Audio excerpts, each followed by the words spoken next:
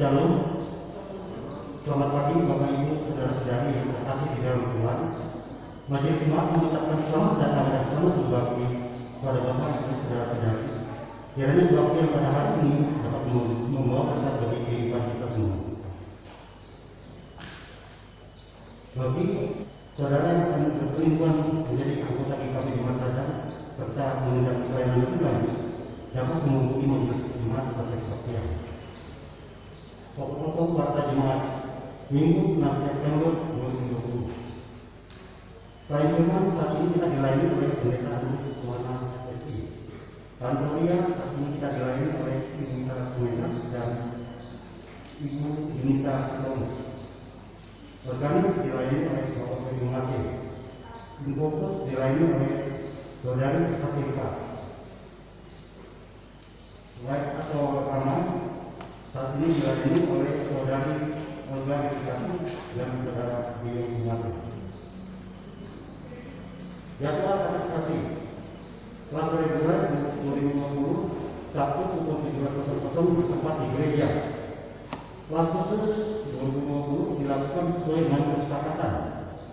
Kelas katekisasi pramuka Selasa pukul 19.00 bertempat di gereja sesuai kesepakatan. Pengajar katekisasi Pendeta Andrews Suwana SSI. Kebaktian rumah tangga kategori yang disiapkan renungan secara virtual melalui video. Pembacaan Alkitab dalam sepekan terlampir. Bidang kisah dan kesaksian, berita keluarga.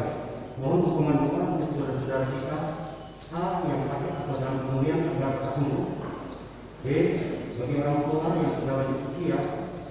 C bagi anggota jemaat yang ulang tahun pada periode tanggal 6 sampai dengan 13 September 2020. Pemberkatan nikah direncanakan akan dilaksanakan kebaktian pemberkatan pernikahan terhadap saudara Rizky Suroso, putra dari Bapak Adi Susanto dan Ibu Kartika, dengan saudari Sheila Stefani Dipali, putri dari Bapak Jakarias Ridho Dipali dan Ibu Juliana Waindu, pada hari Sabtu 12 September 2020 pukul 9.00 bertempat di GKP Sadar. Mohon dukungan doa dari segenap anggota jemaat agar rencana tersebut dapat berjalan dengan lancar. Majelis Jemaat mengundang hadiran calon mempelai dan calon orang tua wali untuk hadir dalam persiapan dengan majelis jemaat yang akan dilakukan pada hari Kamis 10 September 2020 pukul 18.30. Mohon untuk hadir pada waktu. Rencana sakramen baptisan terus anak. Direncanakan akan dilakukan pelayanan sakramen baptisan terus anak pada tanggal 7 September 2020 pukul 9.00. Bagi Bapak Ibu yang akan membaptiskan putra putrinya dapat segera menghubungi majelis jemaat untuk mengambil dan mengisi formulir yang disediakan. Formulir yang telah diisi dapat dikembalikan kepada majelis jemaat paling lambat hari Kamis 10 September 2020 pukul 17.00. Demikian untuk diketahui oleh segenap anggota jemaat. Bidang penelitian dan pengembangan terlampir beberapa musibah dalam warta jemaat. Pendaftaran penerimaan dukungan kasih pendidikan. Majelis Jemaat melalui Komisi Diakonia membuka pendaftaran dukungan kasih pendidikan bagi anak-anak anggota jemaat. Karena itu bagi Bapak Ibu yang akan mendaftarkan anak-anaknya untuk dapat menerima dukungan kasih pendidikan dapat menghubungi Komisi Diakonia. Demikian untuk diketahui oleh anggota jemaat. Database terintegrasi. Dalam rangka memperlengkapi database jemaat yang terintegrasi dengan Sinode Gereja Kristen Pasundan, Majelis Jemaat memohon bantuan setiap anggota jemaat untuk dapat mengumpulkan fotokopi kartu keluarga dan akte perkawinan yang dimulai pada tanggal 30 Agustus 2020 sampai dengan 27 September 2020. Fotokopi kartu keluarga dapat disampaikan melalui majelis jemaat yang ada di sektor masing-masing. Bidang dana dan sarana. Pengadaan dan perbaikan sarana pelayanan. Yang pertama, sesuai dengan keputusan rapat majelis jemaat Kamis 20 Agustus 2020, serta dalam rangka melakukan pembaharuan sarana pelayanan dalam peribadatan gereja khususnya keyboard, maka majelis jemaat rencana akan melaksanakan perbaikan keyboard dan pembelian keyboard baru. Anggaran untuk perbaikan dan pengadaan sarana prasarana tersebut diperkirakan sebesar 20 juta rupiah. Yang kedua, untuk pengadaan sarana tersebut majelis jemaat menghimpun persembahan khusus melalui kotak putih. Perhimpunan persembahan khusus dilakukan mulai tanggal 23 Agustus sampai dengan 27 September 2020. Demikian untuk diketahui oleh seluruh anggota jemaat. Penerimaan persembahan khusus untuk keyboard gereja per 30 Agustus 2020. Yang pertama, persembahan via kotak putih 23 Agustus 2020 masuk 100.000. Yang kedua, dari keluarga besar Noya yaitu besar 3.100.000. Yang ketiga, persembahan via kotak putih 30 Agustus 2020 masuk 222.000. Jadi total keseluruhan mencapai 3.422.000. Informasi persembahan terlampir. Demikianlah pokok kata jemaat yang dapat kami sampaikan. Jemaat sekalian, kami undang.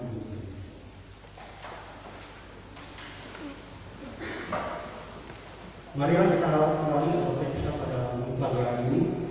Jemaat memuji Tuhan dari perangkat pintu jemaat nomor 58 yang pertama dan yang kedua.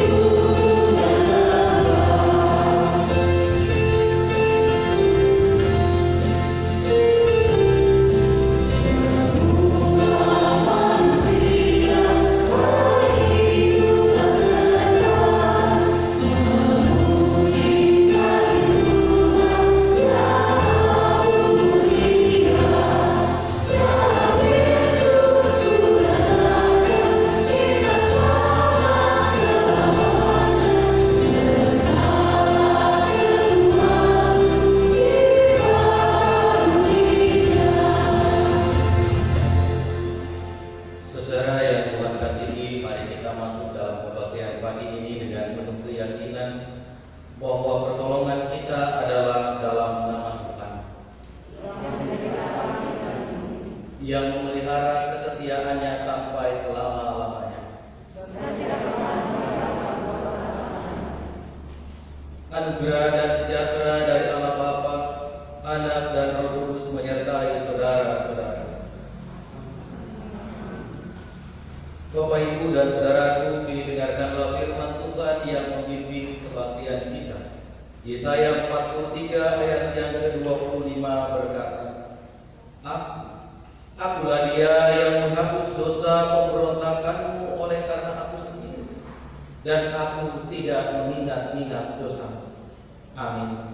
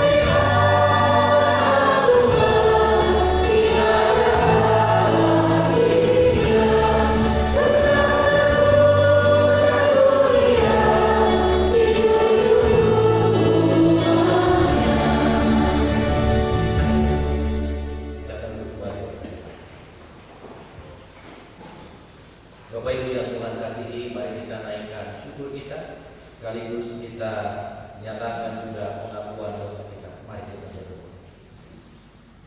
Tiada henti-hentinya kami bersyukur kepadamu ya Tuhan, ketika kehidupan Tuhan anugerahkan kepada kami, ketika kasih dan pemeliharaan Tuhan nyata kami rasakan, bahkan setiap perjalanan kehidupan yang kami tempuh, berkat-berkat Tuhan juga tersedia bagi kami. Terima kasih untuk mentari pagi yang telah menghangatkan tubuh kami, sehingga dengan kehangatan itu kami dapat bersama-sama menaikkan bakti dan memuji-Mu ya Tuhan. Terima kasih untuk penyertaan Tuhan tatkala kami menyusuri perjalanan kehidupan kami, bahkan tatkala kami melangkah meninggalkan rumah kami masing-masing, untuk kemudian kami dapat menaikkan bakti di tempat ini. Kami juga bersyukur bagi kami yang diperkenankan Tuhan untuk tetap dapat mengikuti kebaktian dari rumah kami masing-masing. Tuhan, kami memohon, sertai dan berkatilah kami ketika kami mengikuti kebaktian dari rumah kami masing-masing, agar kami pun juga dapat mengikutinya dengan baik, mengikutinya dengan hikmat demi kemuliaan nama Tuhan. Ya Allah, sekalipun kami mengakui akan kuasa dan penyertaan-Mu di tengah-tengah kehidupan kami, namun kami juga mengakui bahwa seringkali kami menjadi orang-orang yang gagal untuk dapat melaksanakan apa yang menjadi perintah Tuhan. Seringkali kami punya kecenderungan untuk memberontak serta tidak patuh pada perintah Tuhan. Oleh karena itu, dengan rendah hati kami memohon, ampunilah setiap dosa dan pelanggaran yang kami lakukan, baik pelanggaran yang kami lakukan terhadap sesama kami, terhadap orang-orang yang kami jumpai, bahkan anggota keluarga kami, terlebih kepada Tuhan. Biarlah kiranya dengan kerendahan hati kami terus bersujud dan berseru, ini kami Tuhan, yang mengaku akan setiap kekurangan dan keterbatasan diri. Ampunilah dan dengarkanlah setiap seruan yang kami naikkan. Dalam nama Yesus kami bersyukur dan kami memohon. Amin. Saudara-saudara, ini dengarkanlah firman Tuhan sebagaimana dituliskan dalam Efesus 2 ayat 4 dan 5 yang menjadi anugerah pengampunan bagi kita. Tetapi Allah yang kaya dengan rahmat, oleh kasih-Nya yang besar yang dilimpahkan-Nya kepada kita, telah menghidupkan kita bersama-sama dengan Kristus. Sekalipun kita telah mati oleh kesalahan-kesalahan kita, oleh kasih karunia kamu diselamatkan. Demikianlah Bapak Ibu Saudara, anugerah pengampunan yang diberitakan kepada kita hari ini. Amin.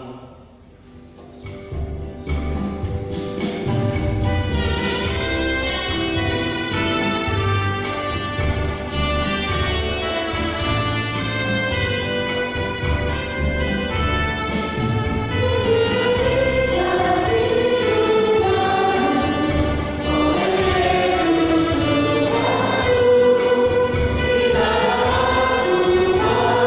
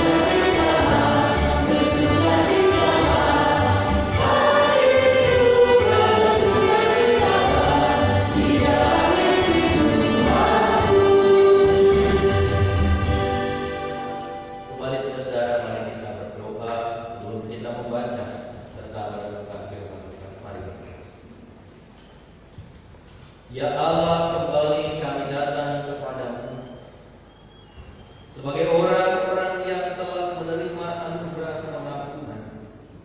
Maka kami memohon kepadamu, ya Allah, tuntunlah kami supaya kehidupan yang telah Engkau baharui itu dapat kami jalani dan kami temui dalam tuntunan rahmat dan kebenaran sabda-Mu, sehingga hidup kami semakin terpelihara dalam kebenaran Tuhan sendiri. Itulah sebabnya kami mau mendasarkan perjalanan hidup kami dengan merenungkan kebenaran sabda-Mu. Kuasai hati pikiran kami Tuhan, supaya kami dapat mengerti, dapat memahami apa yang menjadi berita firman Tuhan pagi ini. Berkati juga hamba-Mu yang akan memberitakannya kepada kami, supaya hamba-Mu Tuhan pakai untuk menyampaikan kebenaran itu. Dalam nama Tuhan Yesus Kristus kami berdoa dan memohon. Amin. Saudara-saudara yang Tuhan kasihi, saat ini kita bersama-sama akan kembali mendengarkan firman Tuhan dari kesaksian Injil Yesus Kristus menurut Matius. Injil Yesus Kristus menurut Matius dalam Matius pasal 18 ayat 21 hingga ayat yang ke-35. Matius 18 ayat 21 hingga 35. Alkitab saya halaman 31 dan 32. Saya bacakan bagian ini, Bapak Ibu dapat mengikutinya di dalam hati. Injil Yesus Kristus menurut Matius pasal 18 ayat 21 hingga 35 disampaikan demikian sabda Allah. Kemudian datanglah Petrus dan berkata kepada Yesus, Tuhan, sampai berapa kali aku harus mengampuni saudaraku jika ia berbuat dosa terhadap aku? Sampai 7 kali? Yesus berkata kepadanya, bukan. Aku berkata kepadamu, bukan sampai 7 kali, melainkan sampai 70 kali 7 kali. Sebab kerajaan surga seumpama seorang raja yang hendak mengadakan perhitungan dengan hamba-hambanya. Setelah ia mulai mengadakan perhitungan itu, dihadapkanlah kepadanya seorang yang berhutang 10.000 talenta. Tetapi karena orang itu tidak mampu melunaskan hutangnya, raja itu memerintahkan supaya ia dijual beserta anak istrinya dan segala miliknya untuk pembayar hutangnya. Maka sujudlah hamba itu menyembah dia, katanya, sabarlah dahulu, segala hutangku akan kulunaskan. Lalu tergeraklah hati raja itu oleh belas kasihan akan hamba itu, sehingga ia membebaskannya dan menghapuskan hutangnya. Tetapi ketika hamba itu keluar, ia bertemu dengan seorang hamba lain yang berhutang 100 dinar kepadanya. Ia menangkap dan mencekik kawannya itu, katanya, bayar hutangmu. Maka sujudlah kawannya itu dan memohon kepadanya, sabarlah dahulu, hutangmu itu akan kulunaskan. Tetapi ia menolak dan menyerahkan kawannya itu ke dalam penjara sampai dilunaskannya hutangnya. Melihat itu kawan-kawannya yang lain sangat sedih, lalu menyampaikan segala yang terjadi kepada tuan mereka. Raja itu menyuruh memanggil orang itu dan berkata kepadanya, hai hamba yang jahat, seluruh hutangmu telah kuhapuskan karena engkau memohonkannya kepadaku. Bukankah engkau pun harus mengasihani kawanmu seperti aku telah mengasihani engkau? Maka marahlah tuannya itu dan menyerahkannya kepada Agojo sampai ia melunaskan seluruh hutangnya. Maka Bapakku yang di surga akan berbuat demikian juga terhadap kamu, apabila kamu masing-masing tidak mengampuni dengan segenap hati. Demikian Bapak Ibu dan Saudara yang Tuhan kasihi, firman Tuhan yang berkenan menjumpai kita pada saat ini. Berbahagialah kita yang mendengarkannya, memelihara serta melakukannya dalam hidup kita dari hari ke hari. Haleluya.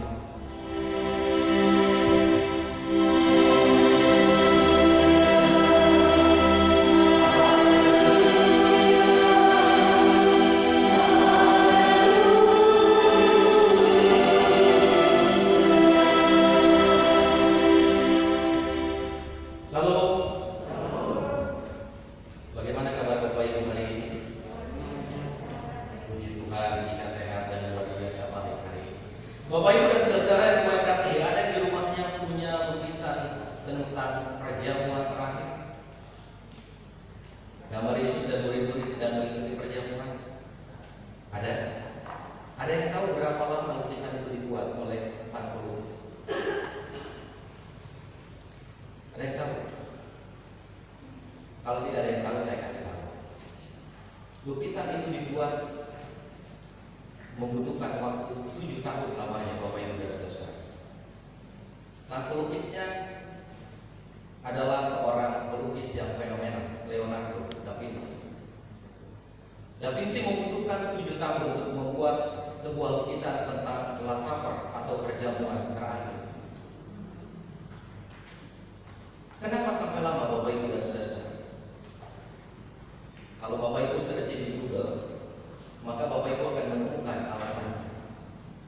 Pemilihan tokoh itu butuh proses yang panjang. Bahkan kalau Bapak Ibu searching di Google, tokoh yang sama dilukis untuk 2 karakter yang berbeda. Ada yang tahu siapa yang dilukis? Orang yang sama dilukis untuk karakter yang berbeda. Tokoh Yesus dan Judas Iskariot adalah orang yang sama, yang dilukis oleh Leonardo da Vinci dalam lukisan tentang Last Supper. Namun yang menarik, Bapak Ibu dan Saudara yang Tuhan kasihi, Leonardo da Vinci agak lama menahan sebuah karakter untuk dilukiskan. Bahkan itu membutuhkan waktu lebih dari 6 tahun. Jadi ketika dia harus melukis tokoh Yesus, itu membutuhkan waktu yang cukup panjang. 6 tahun itu melukis semua. Ada waktu yang cukup panjang, Bapak Ibu dan Saudara, ketika harus melukis karakter Yesus. Setelah dia mulai, dia terhenti tidak sampai selesai. Setelah dia mulai, dia terhenti tidak sampai selesai untuk melukis satu tokoh. Pertanyaannya, ada apa, Bapak Ibu dan Saudara? Di balik cerita melukis tokoh Yesus yang berulang kali tertunda dan terhenti, Bapak Ibu dan Saudara, rupa-rupanya Leonardo da Vinci sedang punya masalah dengan kawan dekatnya.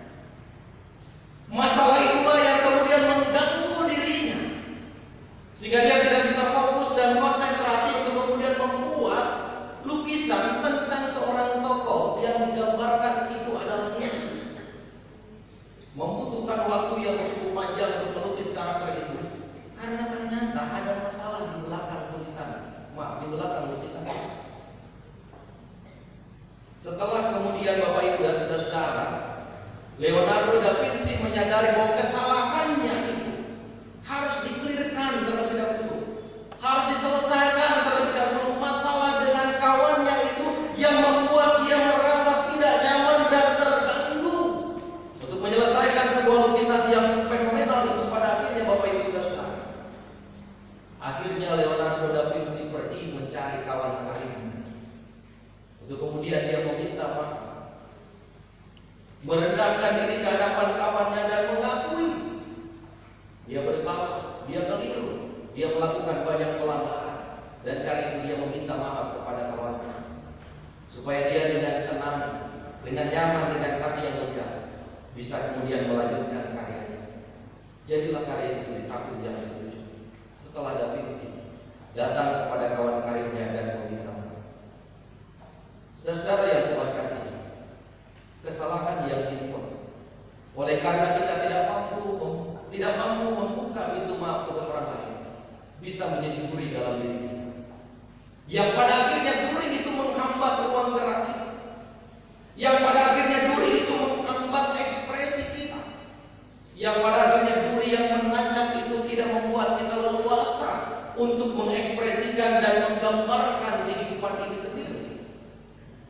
Da Vinci sadar akan hal itu, karena itu dia pergi menjumpai kawan karibnya. Dia coba cabut duri yang telah membuat dirinya terluka. Sekalipun disadari Bapak Ibu dan saudara-saudara, pergi menjumpai kawan karibnya yang telah disakiti itu bukan perkara yang mudah, karena dia harus mencari. Ketika kawan karibnya sudah pergi meninggalkan tempat di sekitar itu, di desa itu, dia harus mencari cukup lama. Demikian pula kita, saudara-saudara.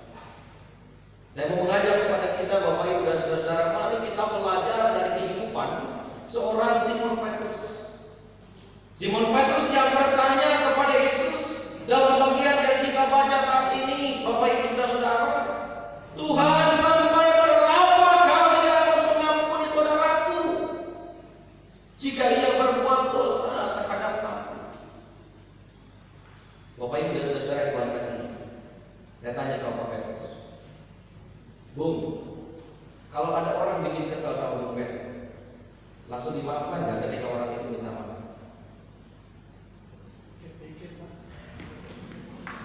Pikir-pikir, oke. Seminggu kemudian orang itu datang lagi. Tuh, maafin gue deh tuh, gue salah tuh. Yang minta maaf dia, Bung Peri.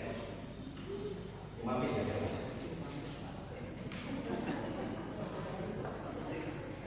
kira-kira dimaafin ya? Kenapa dimaafin? Logikanya karena kena ya dimaafin, kalau nggak kena. Dua kali pikir-pikir. Ya di depan sana yang bikin salah, Pak Hendra. Pak Petrus, maaf bro, saya salah bang. Kira-kira dimaafin ya? Kenapa dimaafin?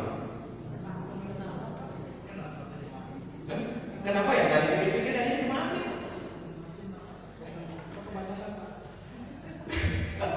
Bapak Ibu dan saudara yang Tuhan kasih, tidak jarang di tengah perjalanan hidup kita menjumpai pertanyaan yang wajar seperti Petrus. Tuhan, sampai berapa kali aku harus mengampuni saudaraku? Pertanyaan itu wajar, Bapak Ibu saudara. Sangat lumrah pertanyaan itu, sangat biasa pertanyaan itu. Karena logika kita, Bapak Ibu dan saudara-saudara, ketika kita sakit hati, orang itu datang minta maaf langsung dimaafin kan? Enggak pasti. Logikanya pasti begitu. Tapi karena itu teman, karena itu kawan kita, ketika dia datang minta maaf, oke deh, gua maafin. Oke deh, gua ampuni. Sekali dimaafin, 2 kali dimaafin, 3 kali dimaafin, 4 kali kira-kira. Sorry, tiada maaf begini. Najis gue maafin lu. Udah sakit gue. Kira-kira begitu yang terjadi, benar kan? Pertanyaan yang wajar yang disampaikan oleh Petrus kepada Yesus, Bapak Ibu dan saudara-saudara. Karena Petrus sendiri sebagai manusia punya kekurangan, punya kelemahan. Ketika dia dituntut harus mengampuni, harus memaafkan orang yang bersalah, Petrus mengukur diri. Kesabaran saya ada batasnya, kemampuan saya ada batasnya, dan Petrus mengukur dengan angka 7. Kenapa dia pakai angka 7? Tidak pakai angka 9 seperti orang Cina. 7 itu sempurna, Bapak Ibu dan saudara. Di mata orang Yahudi, kesempurnaan itu ada di 7, bukan di 9. Dan 7 itu menjadi batas tertinggi seseorang. Ketika dia harus membuka pintu maaf, ketika harus membuka relasi dan menerima orang itu kembali, batasnya Bapak Ibu saudara-saudara di 7 kali. Setelah itu, no. Karena itu Bapak Ibu dan saudara-saudara yang Tuhan kasihi, pantas jika hari ini kita bersama-sama, saya dan Bapak Ibu diajak untuk belajar. Belajar untuk mengampuni, belajar untuk menerima orang lain, sekalipun orang lain itu telah membuat kita terluka, telah memgoreskan luka di hati kita, telah menancapkan duri yang tajam kepada kita. Kita harus belajar untuk semua itu. Dan pada akhirnya ketika kita belajar, Bapak Ibu saudara-saudara, ternyata itu tidak gampang. Ternyata mengampuni, memaafkan orang lain itu tidak mudah. Tadi saya katakan 1 kali oke, gua maafin, 2 maaf lagi. Maaf ya, najis gue kudu maafin dulu. Kenapa kira-kira itu bisa terjadi Bapak Ibu Saudara? Kenapa kira-kira orang begitu sulit untuk memaafkan? Kenapa orang begitu sulit untuk menerima orang yang telah menyakiti itu kembali? Pertama, Bapak Ibu dan Saudara yang Tuhan kasihi, kecenderungan kita, Bapak Ibu dan Saudara-saudara, sudah terlampau pintar sehingga kita memberikan penilaian di awal. Belum apa-apa sudah menilai. Terlalu awal kita memberikan penilaian dengan statement pantas atau tidak pantas. Dia pantas diampuni karena teman, kawan saya. Dia pantas diampuni karena saya kenal. Tapi kalau saya tidak kenal, nggak pantas dia diampuni. Karena pantas tidak pantas itu pada akhirnya membuat kita kesulitan untuk membuka pintu maaf, untuk membuka pintu pengampunan bagi orang lain. Padahal Bapak Ibu dan Saudara, Mel Robbins pernah mengatakan, ampuni orang lain bukan karena mereka pantas mendapatkan pengampunan, tetapi karena Anda pantas mendapatkan kedamaian. Artinya Bapak Ibu dan Saudara, ketika kita tidak membuka hati untuk menerima orang lain, sama saja kita membuat kedamaian itu jauh dari hidup kita. Sama aja kita membiarkan kedamaian itu pergi dari tengah-tengah kehidupan kita. Yang kedua, Bapak Ibu dan Saudara, mengapa orang menjadi sulit untuk mengampuni? Tadi pagi saya sampaikan Bapak Ibu dan Saudara, ibarat pemain sepak bola. Maka ketika pemain sepak bola itu sudah unggul dan dia mempertahankan keunggulan, maka pemain sepak bola itu akan diminta untuk defense, bertahan. Tarik semua pemain, termasuk pemain depan. Tinggalkan hanya satu pemain di depan. Pemain tengah stopper suruh mundur ke belakang. Saya tanya Bu Bojo, bener gak begitu Bu? Kalau lagi angkanya unggul nih kita, supaya kita bisa jadi juara, pelatih bilang, lah bersendirian di depan. Yang lain mundur ya, bertahan. Bikin barisan serapat mungkin, supaya gawang kita tidak kebobolan dan kita memenangkan pertandingan. Tapi sepintar-pintarnya pemain sepak bola menutup rapat celah gawang, pasti masih ada celah. Seorang striker yang jelek pasti masih bisa menerobos barisan pertahanan ini. Tapi saya katakan Bapak Ibu dan Saudara, kadang kita bukan hanya membuat barisan pertahanan yang rapat, tapi barisan pertahanan kita itu ibarat jaring. Kita bentang panjang-panjang dan lebar-lebar, dan jaring kita itu Bapak Ibu Saudara adalah perlakuan. Gak terima saya diperlakukan tidak menyenangkan saya. Gak terima saya diperlakukan seperti itu di depan orang banyak. Karena itulah kemudian jaring perlakuan itu kita pasang. Sekali kita mengingat jaring itu 1 meter kita tambahkan panjangnya. Sekali mengingat perlakuan orang itu 1 meter kita tambahkan panjangnya. Sekali mengingat perlakuan orang itu 1 meter lagi kita tambahkan. 1 bulan kita menambahkan itu, maka sudah ketahuan 30 meter jaring kita. 1 tahun kita sudah ketahuan 365 meter jaring kita. Bapak Ibu, saya minta lihat ujung jaring itu setelah 365 meter. Pasti Bapak Ibu nggak bisa lihat ujung. Terlalu gelap buat kita untuk melihat ujung jaring itu. Padahal di ujung jaring itu ada ikan yang tertangkap, ada ikan yang akan memberikan sukacita buat kita. Tapi karena terlalu gelap, kita tidak bisa melihat ujung jaring itu, Bapak Ibu dan saudara-saudara. Dan karena itu Bapak Ibu saudara-saudara yang Tuhan kasihi, Martin Luther King Jr. berkata, kegelapan tidak bisa mengusir kegelapan. Hanya cahaya yang bisa melakukan itu. Benci tidak bisa mengusir kebencian. Hanya cinta yang bisa melakukannya. Jadi takutlah cinta, bukan kebencian. Kalau kita ingin sejahtera dan sukacita. Yang ketiga Bapak Ibu dan saudara-saudara yang Tuhan kasih. Semoga Bapak Ibu masih bisa nyaman kalau khotbah saya bisa sampai 1,5 jam pagi. Yang ketiga Bapak Ibu dan saudara-saudara yang Tuhan kasihi, Majelis Jemaat buat surat. Saya tanda tangan, memberikan tanda tangan sebagai ketua dan sekretaris. Sah nggak surat itu Bapak Ibu Saudara? Sah nggak surat itu? Yang tanda tangan diberikan tanda tangan. Sah nggak? Lalu kemudian surat itu dikirimkan. Orang yang menerima surat itu kira-kira akan bertanya, ini pendeta Rizky ngerti nggak sih organisasi? Kurang apa kira-kira di surat itu? Kurang stempel. Stempel itu yang akan membuat surat itu sah. Bukan soal tanda tangan. Saya sudah tanda tangan, mungkin dia sudah tanda tangan, tapi kalau tidak ada stempel, maka surat itu tidak akan pernah diantar sah. Karena itu Bapak Ibu, kadang-kadang di tangan kita sudah ada stempel yang dipegang erat-erat.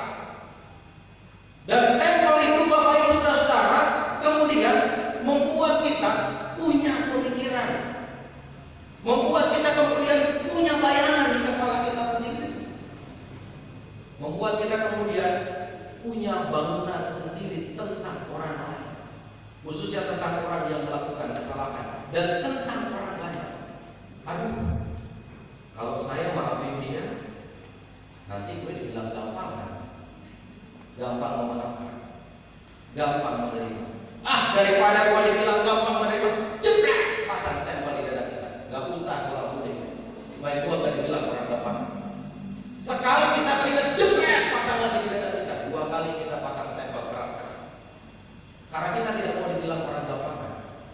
Karena sudah terlanjur ada di kepala kita, kalau mengampuni, kalau memaafkan, kalau menerima, itu orang yang gampangan. Pasang terus, 365 hari, 365 stempel di dada kita. Dan sudah kita tidak akan pernah bisa menerima orang lain. Terlanjur terlalu banyak cap, terlanjur terlalu banyak stempel pada diri kita. Takut dibilang gampang, takut dibilang murahan dan lain sebagainya, sehingga kemudian kita tidak mau memaafkan orang lain. Padahal Bapak Ibu dan saudara-saudara yang Tuhan kasihi, ketika kita bisa memaafkan dan mengampuni orang yang melakukan kesalahan pada kita. Seorang politikus dari Amerika Serikat, istri dari mantan Presiden Amerika Serikat, Hillary Clinton berkata, dengan kita membuka pintu lagi untuk orang lain dan bergerak maju, maka kehidupan pribadi atau kehidupan yang jauh lebih luas itulah yang terbuka buat kita. Tapi semakin kita pasang stempel kuat-kuat, maka semakin kita akan menyesatkan apa yang ada di pikiran kita. Dan ketika di pikiran kita itu, saya tidak akan maafkan supaya tidak dibilang gampangan, itu akan kita anggap sah, itu kita akan anggap benar. Padahal harusnya kita membuka pintu untuk hidup yang lebih baik, untuk bergerak maju, memperoleh sesuatu yang jauh lebih berarti dan lebih berharga. Dan yang lebih ekstrim Bapak Ibu saudara-saudara yang keempat, Bapak Ibu kalau habis naik tangga, supaya Bapak Ibu sampai ke bawah, apa yang dilakukan oleh Bapak Ibu dan saudara? Rumah kita di lantai 2, anak kita di bawah lagi, apa yang dilakukan oleh Bapak Ibu saudara?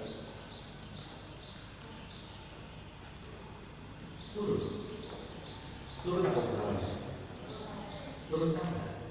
Bapak Ibu takut turun pangkat. Bapak Ibu takut turun kehormatan.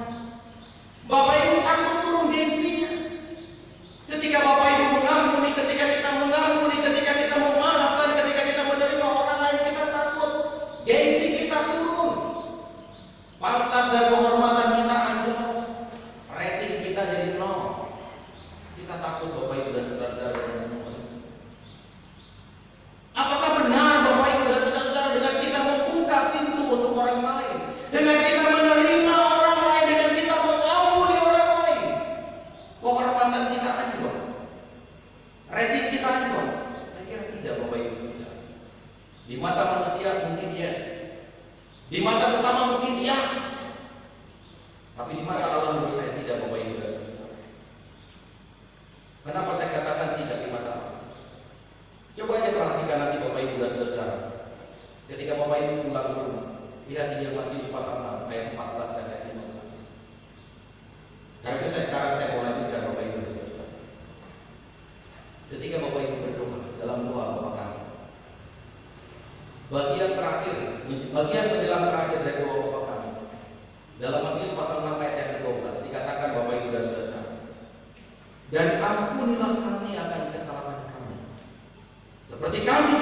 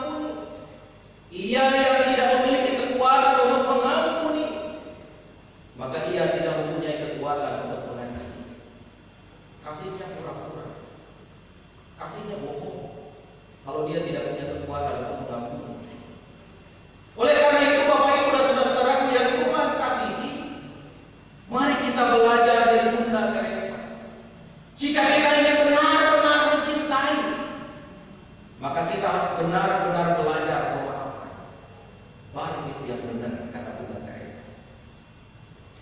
Hari ini Tuhan Yesus mau mengajar kepada kita, Bapak Ibu dan Saudara, betapa tidak mudahnya mengampuni orang lain. Seorang hamba yang punya hutang 10.000 talenta, yang saya hitung-hitung dengan kurs dolar 10.000, Bapak Ibu dan Saudara, hutangnya lebih dari 100 triliun rupiah. 100 triliun 500 miliar hutangnya, saya hitung, Bapak Ibu Saudara. Bayangkan, hutang segitu banyak diampuni oleh Tuhan, dibayar lunas oleh Tuhannya. Tapi ketika ada orang yang hutangnya lebih kecil dari dia, yang hutangnya hanya 100 dinar, yang kalau dikalikan Bapak Ibu dan Saudara-saudara kurang lebih 600 juta hutang temannya, itu tidak membuat dia tergerak hatinya untuk memaafkan dan membayar lunas hutangnya. Tapi dia memaksa temannya untuk masuk penjara sebagai bayaran pelunasan hutangnya. Sangat tidak adil. 100 triliun 500 miliar dibayar lunas oleh sang raja karena dia mau bersujud meminta ampun. Tapi temannya yang punya hutang lebih kecil dari itu, sudah minta ampun, sudah bersujud akan melunaskan hutangnya, justru membuat temannya masuk penjara. Kadang-kadang kita pun begitu, saudara. Kita menerima pembebasan yang luar biasa dari Allah. Kita menerima anugerah Allah yang luar biasa dan tidak terhitung besarnya. Tapi hanya kesalahan kecil yang dibuat teman kita, saudara kita tutup kebaikan Allah itu dengan katakan, maaf ya, gak ada pengampunan buat lo. Bapak Ibu dan Saudaraku yang Tuhan kasih, hari ini kita betul-betul diobrak-abrik oleh firman Tuhan. Bukan hanya saya, tapi juga Bapak Ibu dan Saudara-saudara. Kita diajak untuk kembali merefleksikan panggilan hidup kita. Kita diajak kembali untuk mengingat panggilan akan keberadaan kita. Dan karena itu Bapak Ibu dan Saudara-saudara yang Tuhan kasih, ketika kita mengampuni, maka firman Tuhan di ayat yang ke-35 berkata kepada kita harus mengampuni dengan kesungguhan, Bapak Ibu dan Saudara. Kita harus mengampuni dan memaafkan dengan segenap hati, Bapak Ibu dan Saudara. Kita bisa berkata, Bapak Ibu dan Saudara, saya bisa mengampuni, saya tidak bisa memaafkan. Maka itu adalah cuma kata lain dari sebenarnya saya tidak akan mengampuni kamu. Padahal Bapak Ibu dan Saudara, seorang pendeta, penulis buku yang bestseller bernama Henry Ward Beecher berkata, pengampunan itu harus seperti catatan yang dibatalkan. Pengampunan itu harus seperti catatan yang dipotong dua. Pengampunan itu harus seperti catatan yang dibakar dan tidak bisa ditunjukkan lagi kepada siapapun. Sehingga kalaupun kita bisa mengingat, maka ingatan itu tidak membuat sengat kita akan kesalahan orang lain itu membuat kita terluka. Kalaupun kita tidak bisa melupakan dan akan tetap mengingat kesalahan itu, maka ingatan itu tidak boleh membuat kita terluka dan tergores lagi sampai berdarah-darah. Oleh karena itu Bapak Ibu dan Saudara-saudaraku yang Tuhan kasihi, yang kedua, saya mengajak kita untuk belajar bukan hanya dari Petrus, tetapi juga dari Yusuf, pangais bungsu dari Yakub. Kita tahu Bapak Ibu dan Saudara-saudara, pengalaman pahit dijumpai oleh Yusuf, dilukai saudara-saudaranya, disakiti oleh abang-abangnya, bahkan dibuang ke sumur oleh abangnya sendiri, sampai pada akhirnya Yusuf dijual ke Mesir. Di Mesir bukan bahagia dia jumpai, dia harus masuk penjara, dia harus makan fitnah oleh karena ketidaksukaan istri dari Potifar, Bapak Ibu dan Saudara-saudara. Tapi apakah ketika saudara-saudaranya datang, bahkan sampai tidak mengenal Yusuf, Yusuf kemudian menolak dan memarahi dia, mengungkapkan dendamnya kepada mereka? Sama sekali tidak. Sama sekali itu yang tidak dilakukan oleh Yusuf. Kejadian 41 ayat 51 menjelaskan, sampai pada akhirnya Yusuf memberi nama anak sulungnya adalah Manasye. Bapak Ibu dan Saudara-saudara, tahu artinya Manasye? Jadi kalau Bapak Ibu punya anak Manasye, hati-hati, maknai nama anak kita itu dengan benar. Manasye itu punya arti Tuhan telah membuat aku lupa sama sekali akan kesukaranku. Dan melupakan kesukaran itu dimulai dengan kesediaan memaafkan dan mengampuni saudara-saudara. Berarti kalau kita punya anak penasih, ingatlah, Tuhan sudah bermurah hati sama kita. Tuhan sudah berbaik hati sama kita, membebaskan kita dari penderitaan dan kesukaran, dan itu berarti kita pun harus berani membebaskan orang lain dari tekanan batin dan penderitaan hidupnya dengan memaafkan dan menerima dia apa adanya. Saudara-saudara yang Tuhan kasihi, Buddha berkata, orang-orang yang bebas dari pikiran yang membenci pasti akan menemukan kedamaian. Jadi kalau Bapak Ibu ingin memiliki hati yang damai, bebaskanlah pikiran kita dari rasa benci dan kebencian terhadap sesama kita. Lepaskanlah kebencian itu dari hati kita, sekecil apapun, kalau kita ingin berjumpa kedamaian. Tapi kalau Bapak Ibu tidak ingin berjumpa dengan damai, pelihara kebencian itu sampai menjadi beda. Yang rugi bukan saya, tapi yang rugi Bapak Ibu sendiri. Saudara-saudara yang Tuhan kasihi, kita bukan orang yang sempurna. Saya bukan orang yang punya banyak kekuatan. Saya orang pemula. Saya orang yang memiliki kekurangan. Bapak Ibu juga adalah orang yang memiliki kekurangan dan keterbatasan di tengah-tengah perjalanan hidup kita. Namun saya mau katakan Bapak Ibu dan saudara-saudara, ibarat mahasiswa, saya dan Bapak Ibu sebenarnya telah lulus mata kuliah pengampunan. Kini tinggal kita mempraktekkan bagaimana mata kuliah pengampunan itu terejawantah dalam kehidupan kita. Dan karena itu Isaac Friedman berkata kepada kita, pengampunan adalah balas dendam yang termanis dalam hidup kita. Jadi kalau kita mau merasakan kemanisan itu, maka balaslah sakit hati kita dengan pengampunan. Kita pasti akan mengalami kemanisan dalam hidup kita. Saudara-saudara yang Tuhan kasihi, Yesus sang pengajar sejati kita telah menyampaikan ajarannya kepada kita sekalian. Bahkan sebelum kenaikannya ke surga, Yesus menyampaikan ajaran itu kepada kita. Bahkan ketika dia datang ke dunia bersama dengan murid-muridnya, dalam rangkaian perjalanan khotbah di bukit, Yesus menyampaikan pengajaran yang sangat indah dan menutup pengajaran itu dengan berkata, karena jikalau kamu mengampuni kesalahan orang, Bapamu yang di surga akan mengampuni kamu juga. Tetapi jikalau kamu tidak mengampuni kesalahan orang, Bapamu juga tidak akan mengampuni kesalahan. Bacalah itu dalam Injil Matius pasal 6 ayat 14 dan 15. Saudaraku yang Tuhan kasih, pengampunan bukan soal perasaan, tapi pengampunan adalah sebuah keputusan yang kita buat karena kita ingin melakukan apa yang benar di hadapan Allah. Amin.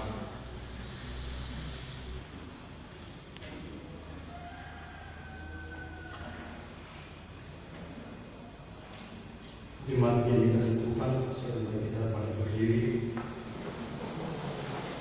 Mari kita mengucapkan pengakuan iman kita berdasarkan pengakuan iman Rasuli. Bersama-sama kita menyatakan demikian. Aku percaya kepada Allah, Bapa yang Maha Kuasa, Tuhan langit dan bumi, dan kepada Yesus Kristus yang tinggal di dalamnya, yang dikandung daripada Kudus, lahir dari anak darah, yang berita di bawah pemerintahan Pontius Pilatus, disalibkan, mati dan dikuburkan, turun ke dalam kerajaan. Pada hari yang ketiga, bangkit pula dari antara orang, naik ke surga, duduk sebelah kanan Allah, Bapa yang Maha Kuasa, dan mendatangkan di sana untuk menghakimi orang yang hidup dan yang mati. Aku percaya kepada Kudus, gereja yang kudus, persekutuan orang kudus, pengampunan dosa, kebangkitan lagi dan hidup yang kekal. Amin. Jemaat Jemaat yang dikasihi Tuhan, persembahan yang telah kita himpunkan di awal kebaktian dilandasi oleh firman Tuhan, sebagaimana dituliskan dalam Ulangan 6 ayat 6b dan 17. Janganlah ia berharap hadirat Tuhan dengan tangan hampa, tetapi masing-masing dengan sekedar persembahan sesuai dengan berkat yang diberikan kepadamu oleh Tuhan Allah. Sambil putar persembahan di bawah altar, jemaat menyanyi dari Kidung Jemaat nomor 292 ayat 1 dan 2.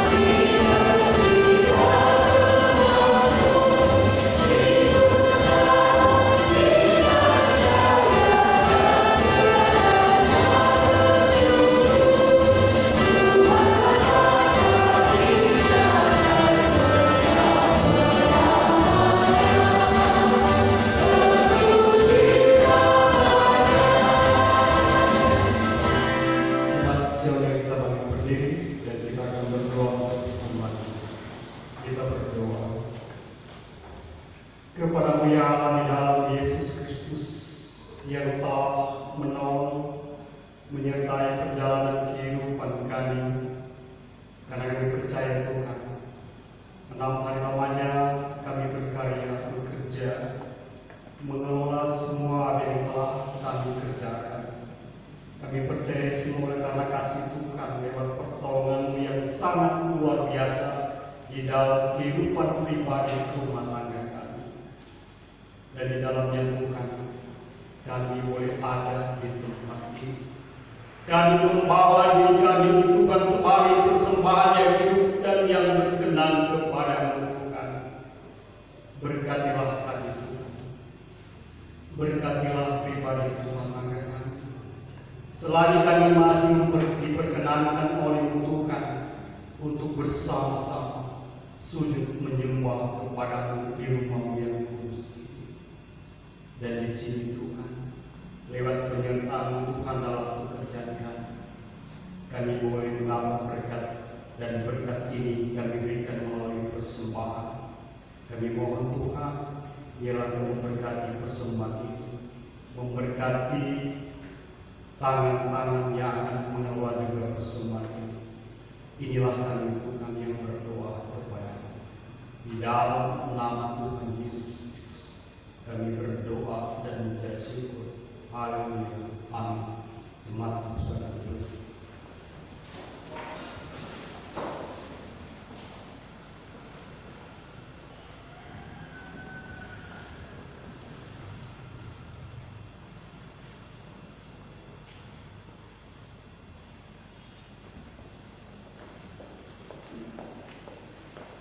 Bapak Ibu yang Tuhan kasihi, mari kita bersama-sama kembali menaikkan syafaat kita yang nanti kita akhiri dengan mengucapkan doa Bapa kami bersama-sama. Mari kita berdoa. Di tengah kelemahan kami datang kepada-Mu ya Tuhan. Kami berterima kasih untuk pengajaran yang sangat berharga bagi kami. Bahwa sesungguhnya damai itu jaraknya sangat-sangat tipis dalam kehidupan kami. Setipis kami mau menerima orang lain dan memaafkan serta mengampuni kesalahannya. Damai dan sukacita itu setipis kami mau menyambut orang lain di tengah segala keterbatasan dan kekurangannya, sekalipun dia telah menyakiti kami, telah membuat bagian tubuh kami terluka. Tapi ketika kami mau menerima, mau memaafkan, dan mau mengampuni, kami percaya perlahan-lahan luka itu akan tertutup dan kami sembuh kembali. Ajar kami untuk belajar kepada Yusuf yang disakiti berulang kali, namun tak pernah menyimpan dendam di hatinya. Justru yang menjadikan itu sebagai kesempatan untuk berefleksi bahwa dengan cara itu Allah justru merekakan yang baik untuk Yusuf. Maka itu juga layak Tuhan yang ingin kami maknai dalam hidup kami. Jika hari ini kami terluka oleh karena tingkah pola saudara-saudara kami, maka ajar kami untuk belajar pada prinsip yang mau memaafkan, sehingga kami mampu berekspresi dengan baik, yang mau menyatakan pengakuan, sehingga kami dapat melanjutkan karya kami dengan jauh lebih indah. Mampukan kami untuk mewujudkan semua itu. Sebuah pengajaran yang agung dan sejati telah Kau sampaikan sendiri saat Kau bersama dengan murid-murid-Mu di bukit untuk menyampaikan pengajaran yang luar biasa. Sebab ketika kami mau mengampuni dan memaafkan, maka Bapa kami yang di sorga juga akan mengampuni kami. Oleh karena itu ya Tuhan, ajar kami, sekalipun di kekinian kami harus tertatih-tatih untuk memulai semua itu, harus mengeluarkan isi hati kami dan merobeknya menjadi sakit. Tapi kami percaya dan kami yakin sakit itu hanya satu kali, untuk kemudian damai sejahtera sejuta kali. Bapa di dalam sorga, kami datang untuk saudara-saudara kami yang tengah berada dalam kesakitan. Berkati segala upaya dan usaha yang dilakukan oleh keluarga Ibu Seli Situmorang dan Bapak Yaspasi. Berkati juga yang dilakukan oleh Pak Jeffrey Edward Ibu Mahua, Ibu Enda Mustafa, Bapak Andri Bernateng, anak kami Febriani Putri Pratama Torin, oleh keluarga Pak Thomas Ibu Ibu Alsel Edward Kelibulan, oleh Ibu Eti Robertina Tanya Haspas, juga oleh saudari kami Adriana Tirsa Wilayah dan mereka yang lain yang kondisinya tengah membutuhkan pertolongan Tuhan. Berkati Tuhan usaha mereka supaya mereka dapat sembuh kembali. Berkati orang tua kami yang lanjut usia, baik yang oleh karena kondisi fisiknya tidak memungkinkan untuk bersama-sama kami beribadah di sini, Tuhan berkati mereka. Ataupun yang dengan kondisi fisik luar biasa prima dan baik, mereka dapat ambil bagian. Tuhan berkati mereka. Berkati mereka yang berulang tahun. Berkati juga rencana pelayanan pemberkatan nikah saudara kami Rizky Suroso dan Sela Stefani Lilipali. Berkati rencana semua itu ya Tuhan, agar berjalan dengan baik dan lancar. Berkati juga rencana pelaksanaan sakramen baptisan kudus anak di akhir September ini, supaya semua itu pun juga berlangsung dalam tuntunan dan penyertaan Tuhan. Tak terkecuali kerinduan kami untuk memiliki sarana pelayanan yang jauh lebih baik, mengganti sarana pelayanan yang sudah mulai rusak. Kami hanya memohon Tuhan gerakanlah setiap tangan dan hati untuk memberikan yang terbaik bagi upaya mendukung pelayanan gereja ini. Kami hanya memohon kepada Tuhan, kiranya kuasa Roh Kudus terus bekerja bersama-sama dengan setiap insan, bahkan bekerja bersama dengan para pemimpin bangsa kami yang baik, yang adil, yang arif, yang bijaksana, yang memikirkan kepentingan rakyat bukan kepentingannya sendiri. Terlebih dalam upaya memutus penyebaran pandemi COVID-19, kami hanya memohon berkati para pemimpin kami, baik di pusat ataupun di daerah. Sesaat lagi ketika kami akan kembali ke dekat dengan keluarga, kami hanya memohon sertai kami di jalan, tuntun kami untuk kami sampai di rumah tanpa kekurangan apapun. Biarlah ketika realitas hidup ini kami jalani kami isi, kami mau mendasarkannya hanya dengan mengandalkan kuasa Tuhan. Bapa, inilah doa kami yang jauh daripada kesempurnaan, dan karena itu ya Bapa, kami mau menyerahkan doa permohonan kami ini dengan bersama-sama kami mau berdoa sebagaimana Tuhan Yesus telah mengajarkan kami berdoa dalam doa Bapa kami. Bapa kami yang di surga, dikuduskanlah namamu, datanglah kerajaan, jadilah kehendak-Mu di bumi seperti di surga. Berikanlah kami pada hari ini makanan kami yang secukupnya, dan ampunilah kami akan segala kesalahan kami, seperti kami juga mengampuni orang yang bersalah kepada kami.